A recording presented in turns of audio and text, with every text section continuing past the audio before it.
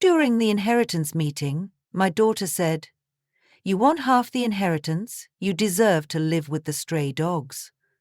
No one said a word. I closed the folder, stood up, and walked away. 3 days later, they got a surprise. "I'm glad to have you here. Follow my story until the end and comment the city you're watching from so I can see how far my story has reached. And subscribe for more beautiful stories." You want half the inheritance? You deserve to live with the stray dogs. My daughter, Nancy's words cut through the air like a knife, her face contorted with contempt. I sat frozen in the mahogany chair of the lawyer's office, my hands trembling slightly on the leather portfolio in my lap. The room fell deathly silent. No one spoke up.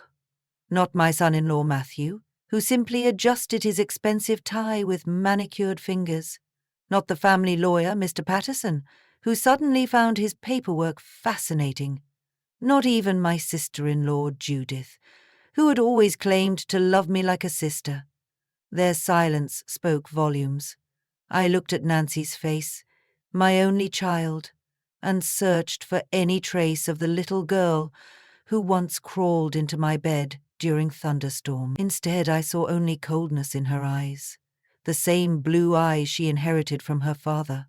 "Nancy, I just want what Richard and I agreed upon," I said quietly, my voice steadier than I expected. "The house we built together. Half of our savings. That's all." Matthew scoffed, wrapping his arm around Nancy's shoulder. "Brenda, be reasonable. Nancy is Richard's daughter, his only child. This inheritance should stay in the bloodline, as if I were just some stranger who had wandered into their lives. Not the woman who had spent 43 years married to Richard.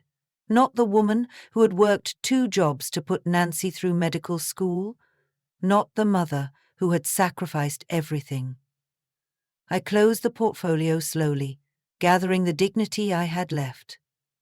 Without a word, I stood up, smoothed my simple navy dress, the one I had bought on sale for Richard's funeral, and walked out. No one called after me. The elevator ride down 16 floors felt eternal. I stared at my reflection in the mirrored wall. A 65-year-old woman with silver-streaked hair, lines of worry etched around her eyes, and shoulders slightly stooped from years of carrying everyone else's burdens. Outside, the autumn air hit my face, cooling the burning humiliation on my cheeks. I walked 6 blocks before realizing I had no destination in mind. My home, correction, Richard's home, according to Nancy, was a 30-minute drive away. The home where I had tended the garden for decades, where I had nursed Richard through his final illness, where every corner held memories of our life together. I found a bench in a small park and sat down, watching mothers push strollers and office workers hurry past with coffee cups. Normal people, living normal lives, not women who had just been discarded by their only child. My phone buzzed. A text from Nancy. "Mum, we need to wrap this up quickly. Sign the papers Patterson sends over. Matthew knows a buyer for the house." No apology, no acknowledgement of what had just happened. Just business. The memory came unbidden. Nancy at 17, calling me at work, her voice frantic. "Mum, I wrecked the car. Dad's going to kill me." I had left work early, losing a day's pay, to handle the situation before Richard found out. I had paid for the repairs from my own savings, the money I'd been putting aside for a community college course I wanted to take. One sacrifice among hundreds. Years of putting Nancy first, of working the night shift at the hospital so I could be home when she returned from school. Years of stretching every dollar to make sure she had dance lessons, science camp, the right clothes. I pulled out the faded photo I kept in my wallet. Nancy in her medical school graduation cap and gown, beaming between Richard and me.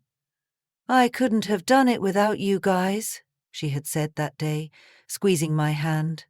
When had she changed? When had money become more important than family? Was it Matthew's influence, with his family's old money and disdain for those who actually worked for a living? Or had the seed always been there, planted by Richard's indulgence? 3 days. I decided I would give myself 3 days to figure out what to do next.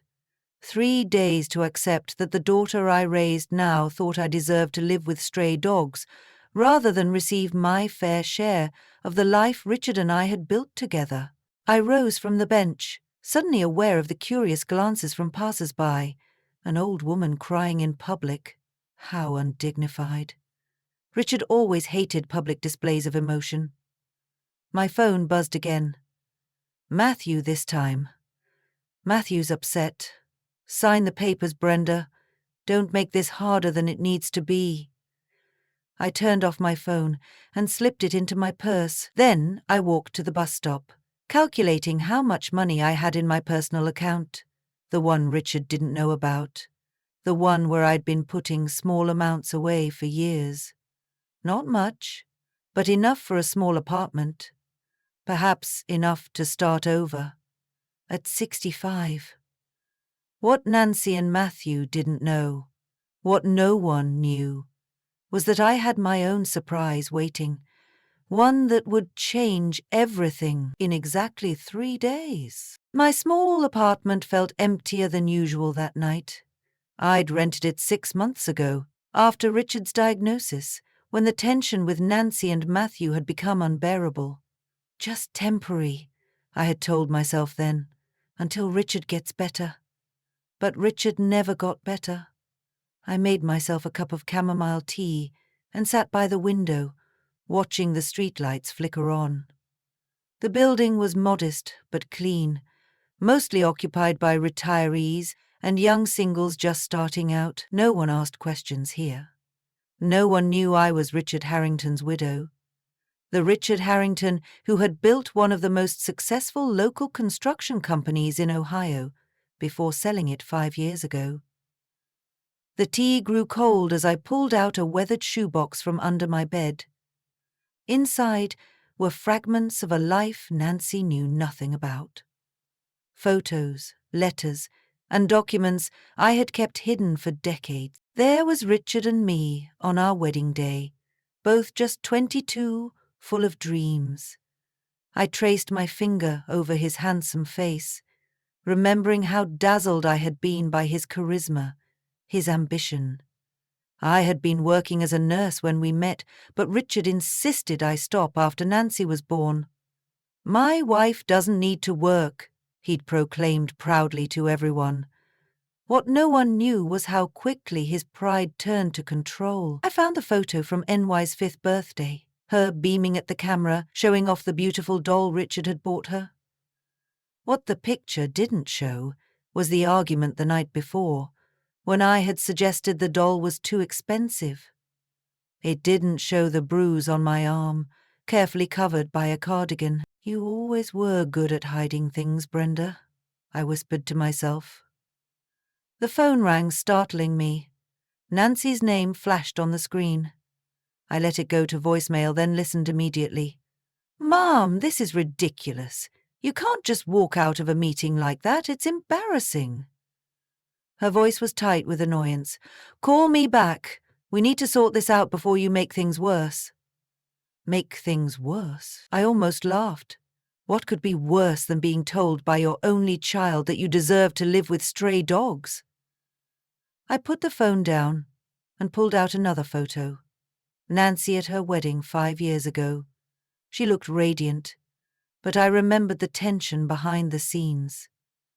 Matthew's family had orchestrated every detail, making it clear that the Harrington name was what mattered, not the mother of the bride. Richard had gone along with it all, happy to impress his wealthy in-laws.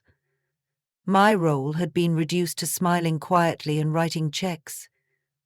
The changes in Nancy had started subtly after she met Matthew in her last year of medical school. Small things at first. Missed Sunday dinners, shortened phone calls. Then larger absences. Holidays spent with Matthew's family instead of us. explanations that his connections were important for her career. By the time they married, Nancy had transformed from my thoughtful daughter into someone who viewed me as little more than an obligation. Richard hadn't noticed or hadn't cared. His focus was on building his business and impressing his new son-in-law. I sipped my cold tea, remembering the worst betrayal. The day I discovered Richard and Nancy had reorganized the family finances without consulting me. I had accidentally found the papers in Richard's office. New trusts established, properties transferred, all carefully structured to minimize my control. "It's just estate planning, Brenda," Richard had explained dismissively when confronted. "You've never understood finances. Nancy and Matthew thought this would be simpler for everyone but me." The apartment buzzer interrupted my thoughts. At this hour, I approached the intercom cautiously. "Brenda? It's Ellen from across the hall. Can I come up? I have something important to tell you." Ellen was the only neighbor I'd become friendly with, a retired schoolteacher with sharp eyes and a sharper mind. I buzzed her in. "I saw you on the news," she said without preamble when I opened the door. "Just a glimpse, coming out of the Wentworth building downtown. That's where all the fancy lawyers are." I felt the blood drain from my face. The news. Local coverage of that charity event in the same building. You were in the background, but I'd recognize you anywhere. Ellen studied me closely. "You looked upset. Is everything all right?" I hesitated, then gestured for her to sit down. In the 6 months I'd known Ellen, she'd never pried into my past. She knew I was a widow, nothing more, but something about her direct concern broke through my carefully constructed walls. "My husband died 3 months ago," I said quietly. "Today was the reading of his will." Ellen waited, her kind eyes encouraging me to continue. "He left almost everything to our daughter and her husband. When I questioned it, my daughter said I deserved to live with stray dogs rather than receive my fair share." Saying it out loud made the pain fresh again. Ellen's eyes widened. "That's horrible, Brenda. Just horrible." She shook her head. "Why would she say such a thing?" I sighed deeply. Money changes people, or maybe it just reveals who they truly are. Ellen leaned forward. "And what are you going to do about it?" The question caught me off guard. In 43 years of marriage, few people had ever asked what I wanted to do. It was always about what Richard wanted, what Nancy needed, what would keep the peace. "I'm going to fight," I said, surprising myself with the conviction in my voice. "Not just for the money. Though God knows I earned my share. I'm going to fight for my dignity." Ellen nodded approvingly. "Good. And how exactly will you do that?" I smiled for the first time that day, thinking of the sealed envelope locked in my small safe. The envelope, Richard's old friend and business partner, Jack, had given me 1 week before the official will reading. "In 3 days," I said quietly, "Nancy and Matthew are going to discover that Richard left them more than just his money. He left them a time bomb, and I'm the only one who knows how to defuse it." Ellen raised an eyebrow, intrigued. "Do tell." But some secrets weren't ready to be shared, even with a friendly neighbor. "Let's just say," I replied, "that my husband may have finally done right by me, even if it was after his death." After Ellen left, I returned to the shoebox, pulling out one last photo. Richard and Jack at the groundbreaking of their first major project 30 years ago. Jack, who had seen firsthand how Richard treated me behind closed doors. Jack, who had always looked out for me in his quiet way. Jack, who had slipped me an envelope with instructions to open it only if things went badly at the will reading. Tomorrow, I would open that envelope. Tomorrow, I would begin to reclaim what was rightfully mine. Morning light filtered through my thin curtains as I sat at my small kitchen table, the sealed envelope from Jack before me. I'd slept poorly, dreams filled with NY's cold eyes and Richard's disapproving frown. Now, with trembling fingers, I broke the seal. Inside was a handwritten letter in Jack's neat penmanship, and a US Dear Brenda, if you're reading this, then the will reading went exactly as Richard and I feared it might. I tried to talk sense into him for years about how he treated you, but you know how stubborn he was. It wasn't until the end, when he realized he was really dying, that something changed in him. One night at the hospital, when you'd gone home to rest, he broke down. He admitted that he'd been unfair to you, that he'd allowed Nancy and Matthew to influence him too much. He wanted to make amends, but was too proud to say it to your face. The enclosed drive contains documents you'll need: financial records, property deeds, and most importantly, evidence of what Matthew has been doing with company funds. Richard discovered it 2 weeks before he died, but was too weak to confront him. Richard made me promise to give you this, only if they tried to cut you out. He hoped they'd do right by you without coercion. Clearly, he didn't know his daughter and son-in-law as well as he thought. Call me when you've reviewed everything. My lawyer is standing by. Your friend, always, Jack. I stared at the letter, emotions warring inside me.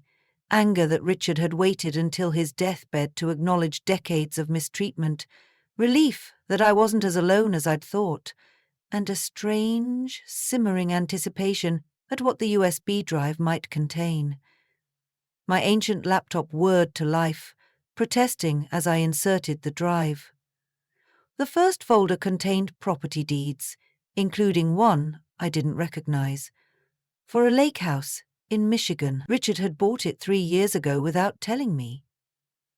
The second folder held financial statements showing accounts I'd never seen, with substantial balances. The third folder was simply labeled Matthew. I clicked it open to find dozens of emails and financial documents. As I read, my hand flew to my mouth in shock. Matthew had been embezzling from the family business for years, siphoning funds into offshore accounts. The evidence was meticulous: bank transfers, altered records, even emails between Matthew and someone named Vince discussing how to hide the transactions from the old man. Richard had discovered everything but kept silent, gathering evidence instead. The last document was dated 2 weeks before his death. A revised will, properly notarized, leaving me half of all assets and appointing Jack as executor instead of Patterson. My phone rang, startling me. Nancy. Mom, this is ridiculous. We need your signature on these papers today. The buyers for the house are getting impatient. I took a deep breath. What buyers, Nancy? The Andersons. They've offered well above market value, but they need to close quickly. Matthew says... I'm not signing anything today, I interrupted, my voice calmer than I felt. Mum. Her exasperation crackled through the phone. Don't be difficult. This is a great opportunity. For whom? I asked quietly. For all of us. The sooner we liquidate Dad's assets, the sooner we can all move on. Move on. As if Richard's death was merely a business transaction, to be completed efficiently. I'll need time to review everything with my lawyer, I said. There was a pause. Your lawyer. Since when do you have a lawyer? Since my daughter told me I deserved to live with stray dogs. Nancy sighed dramatically. You're blowing that way out of proportion. I was upset. You know how stressful this all is. Yes, I replied evenly. I do know stress. I know what it's like to lose my husband of 43 years and then be told by my only child that I don't deserve my fair share of the life we built together. Mom, I'll call you when I'm ready to discuss this further. I hung up, before she could respond, my heart pounding. I'd never spoken to Nancy that way before. In our family, keeping the peace had always meant I was the one who compromised, who apologized, who gave in. Not anymore.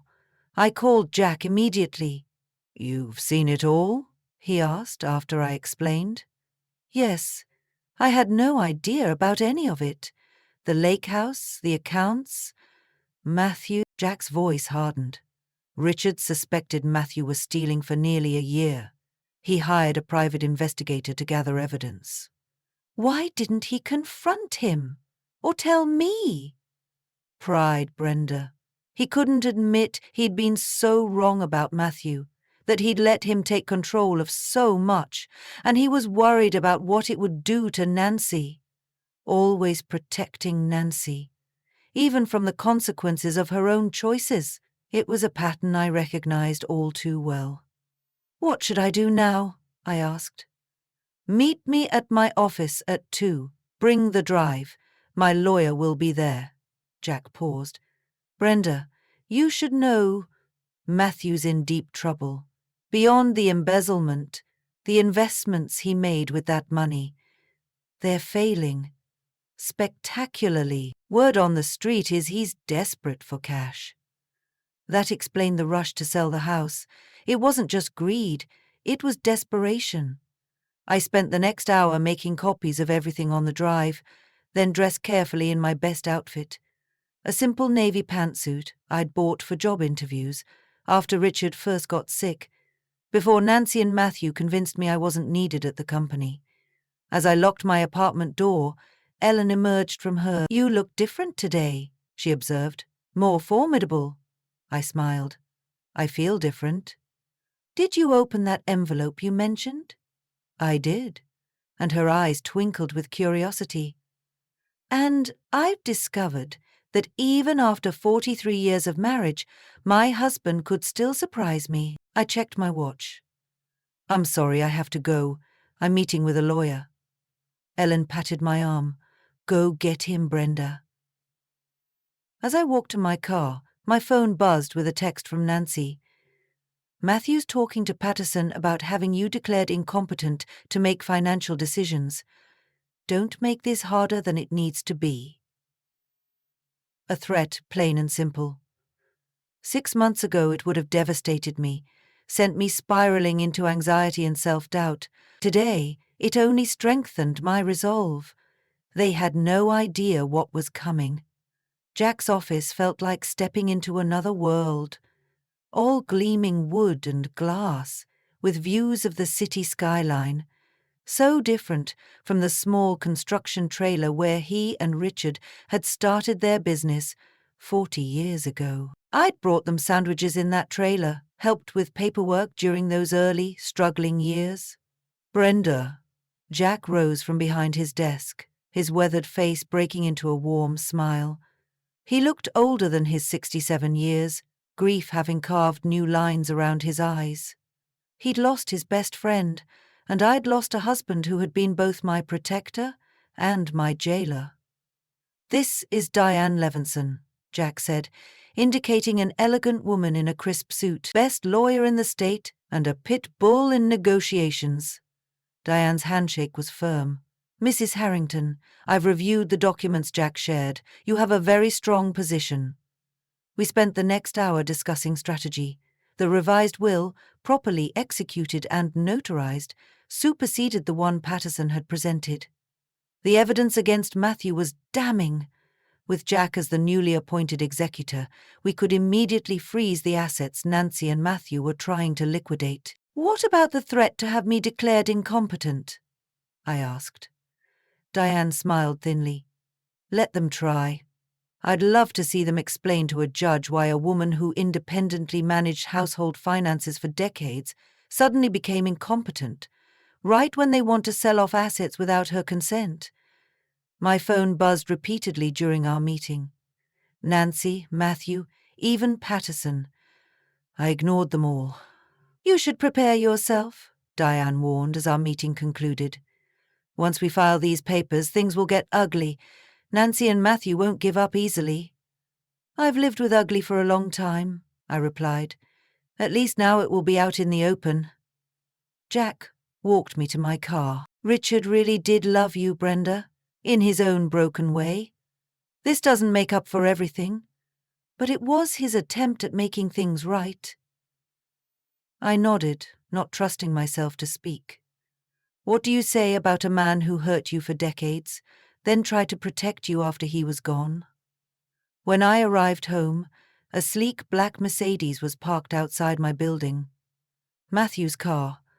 I found him and Nancy waiting at my door, both impeccably dressed, looking out of place in my modest hallway. "Finally," Nancy said, arms crossed.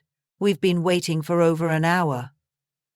I unlocked my door without responding and walked in. They followed, uninvited. Nancy looked around my small apartment with poorly disguised disdain. "So this is where you've been living. Why didn't you stay at the house? Would you have wanted me there?" I asked quietly, setting down my purse. "Of course," she said automatically, but her eyes slid away from mine. Matthew stepped forward, all business. "Brenda, we need to resolve this situation. The Andersons won't wait forever, and there are other matters requiring immediate attention." "What matters?" I asked, my voice deliberately neutral. "Estate taxes, investment decisions, property management?" He waved his hand dismissively. "Details you don't need to worry about." "Because I'm just a silly old woman who doesn't understand finances." I raised an eyebrow. Matthew's smile was patronizing. "We're simply trying to make this easier for everyone. Grief can cloud judgment, and Nancy and I are better positioned to handle these complex decisions." "Like you handled the company funds?" I asked quietly. The color drained from his face. "What?" "The company funds. You've been embezzling for years. The money you've hidden in offshore accounts. The investments that are now failing catastrophically." Nancy looked between us, confused. "Mum, what are you talking about?" Matthew recovered quickly, his face hardening. "This is absurd. You're clearly not thinking straight." I walked to my laptop, opened it, and turned it to face them, displaying one of the incriminating emails between Matthew and his accomplice. "Richard found out everything before he died," I said evenly. "He just didn't live long enough to confront you." Nancy stepped closer, scanning the screen, her expression shifting from confusion to shock. "Matthew, what is this?" Matthew's composure cracked. "It's nothing, just business communications taken out of context. Your mother doesn't understand."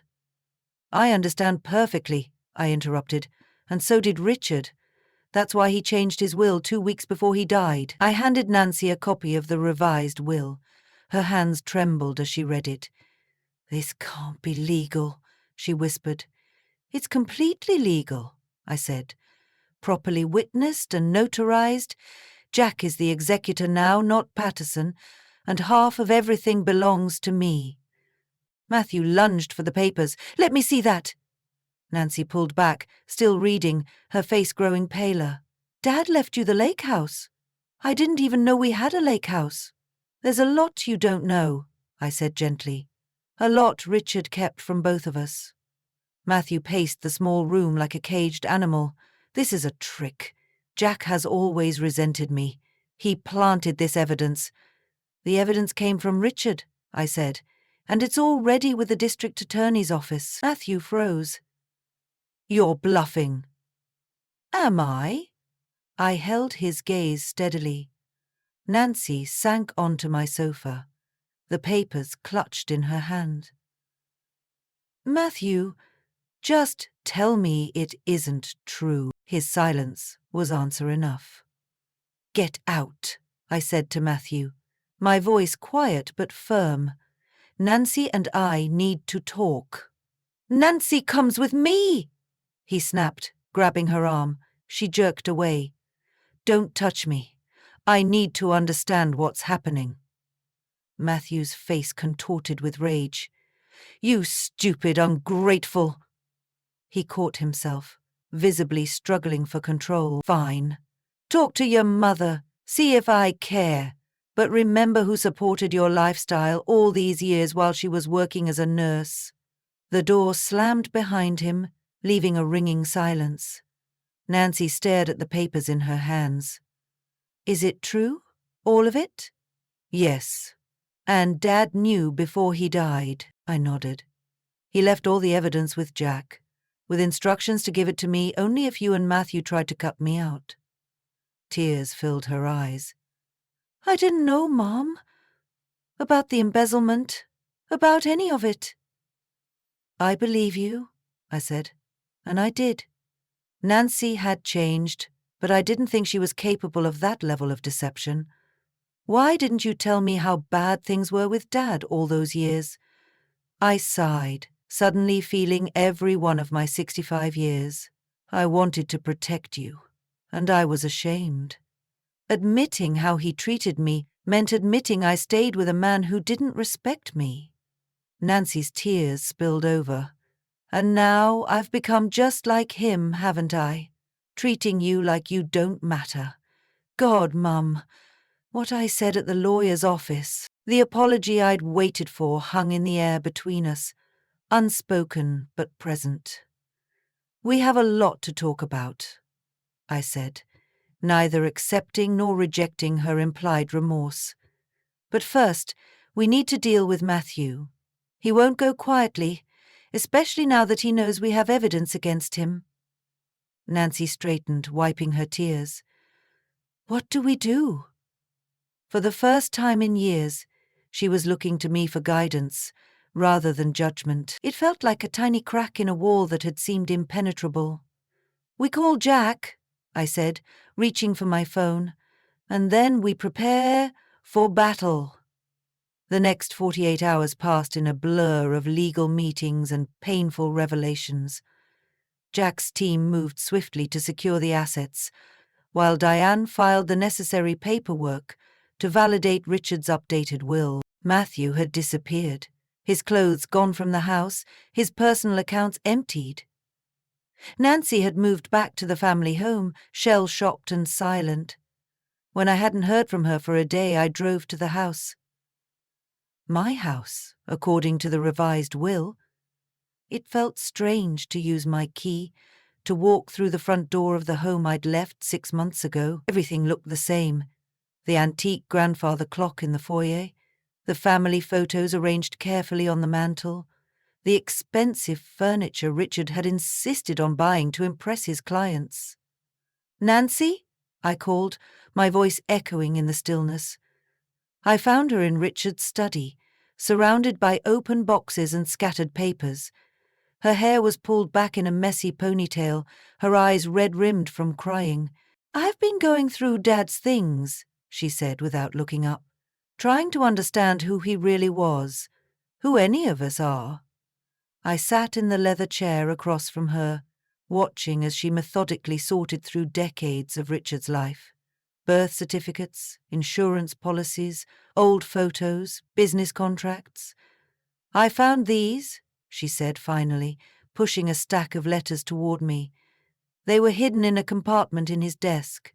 I recognized my handwriting immediately.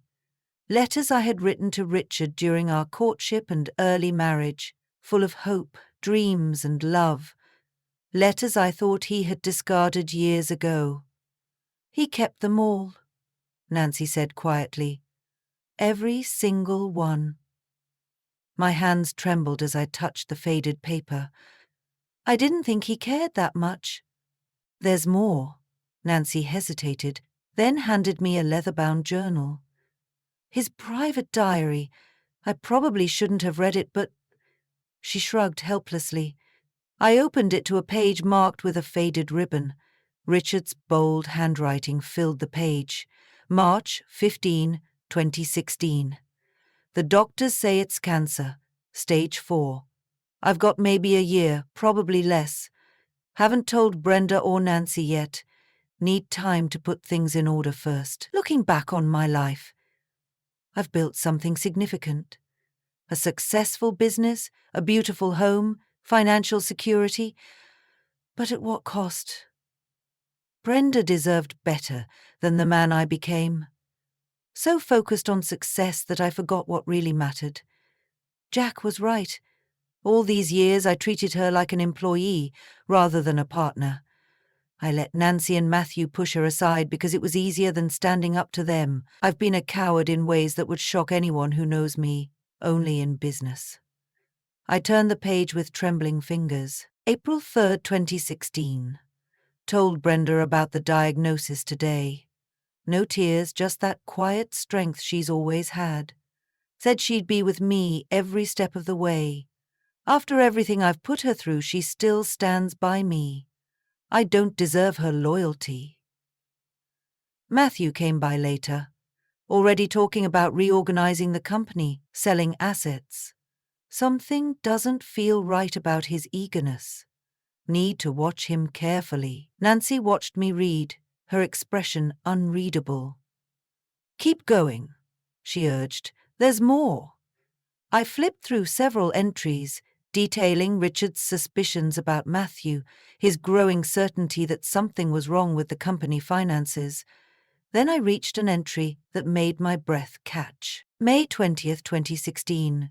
Confirmed today what I've suspected for months. Matthew has been stealing from the company. Millions over the past 3 years. He's made risky investments with that money and lost most of it.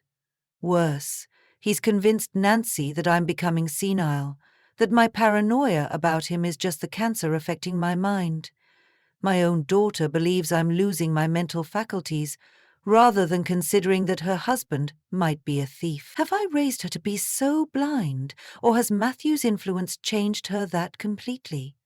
Jack is the only one I can trust now. We've documented everything.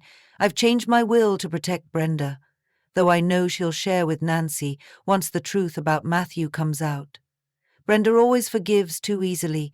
It's her greatest strength and her greatest weakness. I closed the journal, overwhelmed. "Did you read the last entries?" Nancy nodded, fresh tears spilling down her cheeks. "He knew he was dying. He knew what Matthew was doing, and he knew I'd chosen the wrong side." Her voice broke on the last words. "You didn't know," I said gently. "I should have." Her fist came down hard on the desk. "I'm a doctor, for God's sake. I'm trained to observe, to notice details. But I was so wrapped up in the life Matthew promised, the prestige, the connections, the wealth, that I didn't see what was happening right in front of me." She looked up at me, her face crumpling. "And I treated you terribly, just like Dad did all those years." The pain in her eyes was genuine, but I wasn't ready to absolve her completely. "Yes, you did. Why didn't you ever fight back? With Dad, with me, with any of us?" I considered the question carefully. I grew up believing that keeping the peace was more important than standing up for myself, that loving someone meant accepting whatever they gave you, even if it hurt. I ran my fingers over Richard's journal. But I was wrong, too. By staying silent, I taught you that it was okay to treat me as less than. I enabled Richard's behavior, and later yours. Nancy wiped her tears with the back of her hand. "Can you ever forgive me?" "I already have," I said truthfully. "But forgiveness doesn't mean we don't need to change." "Both of us," she nodded slowly. "I filed for divorce this morning. I don't know where Matthew is, but his lawyer contacted me. He's demanding half of everything." I couldn't help but laugh at the irony, just like I was. A small smile touched Nancy's lips. "Except you actually deserved it." We sat in silence for a moment, surrounded by the paper fragments of Richard's life and the truths he'd kept hidden for so long. "I spoke with Diane," Nancy said finally, "about the evidence against Matthew. She says there's enough for criminal charges." I nodded. "Jack mentioned that possibility. Do you want to pursue it? It would mean a public scandal, reporters, maybe even a trial." The old Brenda would have said no immediately, would have prioritized keeping the peace and avoiding embarrassment at all costs. But I wasn't that woman anymore. "I think the truth needs to come out," I said slowly. "Not for revenge, but because secrets have done enough damage to this family." Nancy reached across the desk and took my hand. Then we'll face it together, whatever comes next. It was the first genuinely warm contact between us in years. Her hand felt small in mine, reminding me of the little girl who used to need me to check under her bed for monsters. Now we were facing real monsters together, the consequences of decades of secrets and silence. "There's something else," Nancy said, pulling a folder from the mess on the desk. "Dad's lawyer, his real lawyer, not Patterson, contacted me yesterday. Dad set up a foundation in your name, the Brenda Harrington Foundation for Women's Education. It's fully funded and ready to launch." She handed me the folder. Inside were detailed plans for a scholarship program for women returning to education after raising families or caring for loved ones. "He knew," I whispered, tears filling my eyes. "He knew I always regretted not finishing my degree after we married." "It's his legacy to you," Nancy said softly. "Maybe his way of saying he understood what you sacrificed." As I leafed through the foundation documents, I felt a weight lifting. Not just the burden of recent events, but a lifetime of being silenced, of making myself small to accommodate others. For the first time in decades, I could see a future shaped by my own choices, not defined by Richard's demands or Nancy's expectations. A future where my voice mattered. Outside the study window, the afternoon sun broke through the clouds, casting long shadows across Richard's carefully tended garden. A garden that was now mine. To tend, to change, or to reimagine completely. The choice was finally mine to make. 1 year later, I stood at the podium in the community college auditorium, looking out at the faces of 20 women who had just received the first Brenda Harrington Foundation scholarships. Their expressions mirrored what I felt in my heart: hope, determination, and the quiet joy that comes from being truly seen. "Each of you has a story," I said, my voice stronger than I ever remembered it being in public. "Each of you has put others first for years, sometimes decades.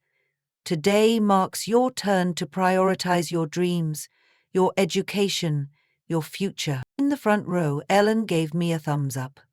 Beside her sat Jack, who had become not just a business ally but a dear friend over the past year. Nancy stood at the back of the room, clipboard in hand, efficiently managing the event she had helped organize. So much had changed in 12 months. Matthew had eventually been found in Mexico, attempting to start a new life with what remained of the money he'd embezzled. The legal proceedings were still ongoing, but he'd already agreed to a significant settlement in the divorce, hoping for leniency in the criminal case. Nancy had returned to practicing medicine full-time, specializing in geriatric care, a choice she'd made after reflecting on how society often silenced and sidelined the elderly, just as our family had done to me. As for me, I'd surprised everyone, including myself, by enrolling in college courses. At 66, I was finally pursuing the business degree I'd abandoned when I married Richard. My professors often asked me to share my real-world experience with younger students who seemed fascinated by my journey from silenced wife to foundation director. The foundation had become my passion. Working with Jack and a board of advisors, we had expanded its mission beyond scholarships to include mentoring, career counseling, and workshops on financial independence for women of all ages. After the ceremony, Nancy approached me, her professional demeanor softening. "That was a beautiful speech, Mum. Those women clearly connected with what you said." "I just told them the truth," I replied, gathering my notes. "That it's never too late to reclaim your voice." Nancy nodded, her eyes reflecting both sadness and understanding. "I've been thinking a lot about that lately, about voices and silence." She hesitated. "I found more of Dad's journals, earlier ones, from when I was a child." My heart quickened. "And?" "He wrote about the fights, Mum. The times he intimidated you, controlled the money, made all the decisions without consulting you. Her voice dropped. He even wrote about hitting you once, when I was about 5. I closed my eyes briefly, remembering. I had bought a new dress without asking him first. He was so angry. I had no idea, Nancy's voice cracked. All those years I thought we were the perfect family. I thought Dad was this wonderful provider and you were just passive, unambitious. I touched her arm gently. You were a child, Nancy. I wanted to protect you from knowing those things. But don't you see? By protecting me, you allowed me to believe a lie, to idolize a man who hurt you, to become someone who treated you the same way he did. The pain in her eyes was raw, genuine.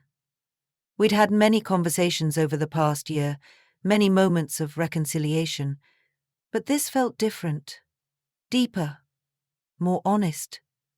I've been seeing a therapist, she admitted, trying to understand how I became someone who could say such cruel things to her own mother, who could tell you that you deserved to live with stray dogs. I winced at the reminder of those words, still sharp even a year later. I'm not asking for forgiveness, Nancy continued. I just want you to know that I'm trying to be better, to unlearn the patterns Dad established, and I perpetuated. I studied my daughter's face, the determined set of her jaw, so like Richard's, but the vulnerability in her eyes, that was entirely her own. We're both learning, I said finally. Me, to speak up, you to listen.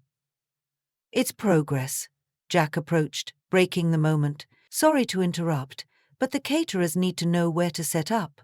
For the reception. Nancy checked her watch. I'll handle it. The donors will be arriving soon. She squeezed my hand before hurrying off. Jack watched her go, then turned to me with a raised eyebrow. Everything okay? Getting there, I replied. One conversation at a time. He nodded, understanding in his eyes. Richard would be proud of what you've accomplished with the foundation. Maybe, I said thoughtfully, but I didn't do it for him. I did it for me, and for women like me, Jack smiled. That's why it's working. Speaking of which... He hesitated, suddenly uncharacteristically nervous. I was wondering if you'd like to have dinner with me next week? Not to discuss foundation business, just... I felt a flutter of surprise, followed by a warm sense of possibility. Jack had been Richard's friend for decades, but in the past year he'd become something else to me. A confidant, a supporter, a man who saw me clearly and valued what he saw. I'd like that, I said simply. Later that evening, after the reception ended and the last guests departed, I returned to my new home, a comfortable condo overlooking the park, purchased with my portion of the inheritance. It was nothing like the grand house Richard and I had shared, but it was entirely mine, decorated to my taste, arranged for my comfort. On the wall hung a simple framed quote that Ellen had given me as a housewarming gift. The quietest voice, when finally raised, can shake mountains. I ran my fingers over the frame, thinking about the journey of the past year, from the humiliation in the lawyer's office to this moment of peace and purpose. The path had been neither straight nor easy. There had been legal battles, painful revelations, difficult conversations, and moments when reconciliation seemed impossible. But there had also been discoveries, of strength I didn't know I possessed, of friends who stood by me when I finally stood up for myself, of a daughter who was capable of growth and change, and of a voice that, though long silenced, had never completely disappeared. I poured myself a glass of wine and stepped onto my balcony. The evening air was soft with approaching summer, the park below vibrant with life. Families walking together, elderly couples on benches, young people throwing frisbees, all coexisting in the gathering twilight. My phone chimed with a text from Nancy. Just wanted to say, I'm proud of you, Mum. See you Sunday for dinner. I smiled as I typed my response, looking forward to it. Setting down my phone, I gazed out at the city lights beginning to twinkle against the darkening sky. In the distance, I could just make out the illuminated sign of the community college where I was taking classes, where today's ceremony had celebrated women reclaiming their futures. At 66, I was finally the author of my own story. The legacy I would leave wasn't just the foundation bearing my name, but the example of a woman who had learned, even late in life, that her voice mattered, that she mattered. Richard's final gift hadn't been the revised will or the foundation funding. It had been the push I needed to discover that I could stand on my own, that I had always been capable of more than either of us had believed. I raised my glass in a silent toast to the woman I had become, and to the women who would benefit from the foundation in years to come. Women who would learn earlier than I had that they deserved to be heard, to be respected, to be valued. The inheritance that truly mattered wasn't measured in dollars or property deeds. It was the dignity I had reclaimed, the voice I had found, and the peace I had made with my past. That was a legacy worth passing on. Now, I'm curious about you who listened to my story. What would you do if you were in my place? Have you ever been through something similar? Comment below. And meanwhile, I'm leaving on the final screen one other story that will definitely surprise you. Thank you for watching.